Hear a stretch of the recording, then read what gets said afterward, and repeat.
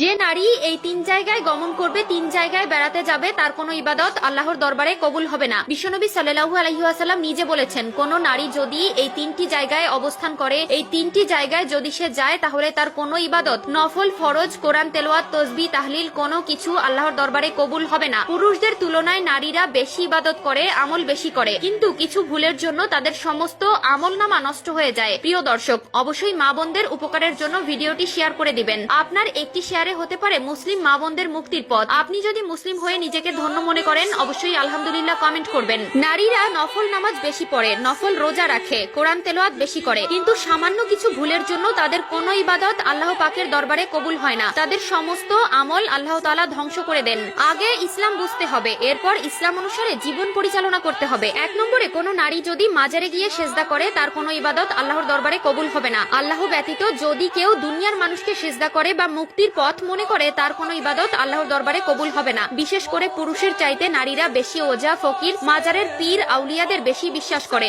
মা ও বোনেরা, অবশ্যই আপনারা মাজার পূজারী থেকে বিরত থাকবেন এবং এক আল্লাহর কাছে সাহায্য কামনা করবেন। আল্লাহ আপনাকে সাহায্য না করলে দুনিয়ার কোনো মানুষের সাধ্য নেই আপনাকে সাহায্য করবে। 2 নম্বরে, যে নারী ভাগ্য গণনা করে। রাস্তাঘাটে অনেক ভণ্ড দেখা যায় যারা হাত দেখে ভবিষ্যৎ নির্ধারণ করে। এগুলো যারা বিশ্বাস করে তাদের ঈমান নষ্ট হয়ে যায়। বিশেষ করে মা বোনদের মন নরম হওয়ার কারণে তাদের খুব সহজেই বশ করে ফেলে। আপনি যতই নামাজ রোজা করুন না কেন, আপনি যদি এই ধরনের ভণ্ড কার্যকলাপ বিশ্বাস করেন এবং এগুলোর সাথে জড়িত থাকেন, আপনার কোনো ইবাদত আল্লাহর দরবারে গ্রহণযোগ্যতা পাবে না এবং আপনি জাহান্নামী হবেন। ভবিষ্যতে কি ঘটবে আপনার জীবনে, কি আসবে কি যাবে, সবকিছুই আল্লাহ তাআলা নির্ধারণ করে রেখেছে। ভবিষ্যৎ সম্পর্কে জানার ক্ষমতা কারো নেই, তাই এই ধরনের কাজ থেকে নিজেকে দূরে রাখবেন এবং আল্লাহ তাআলার কাছে পানাহা চাইবেন। 3 নম্বরে, ওই ধরনের নারীদের ইবাদত আল্লাহর দরবারে কবুল হয় না যারা টিয়া পাখি দিয়ে ভাগ্য গণনা করে। রাস্তার পাশে অনেক মানুষ দেখা যায় যারা টিয়া পাখি নিয়ে বসে থাকে এবং ভাগ্য গণনার প্রতিশ্রুতি দেয়। নারীদেরকে সহজ সরল পেয়ে খুব সহজেই তাদেরকে কাবু করে ফেলে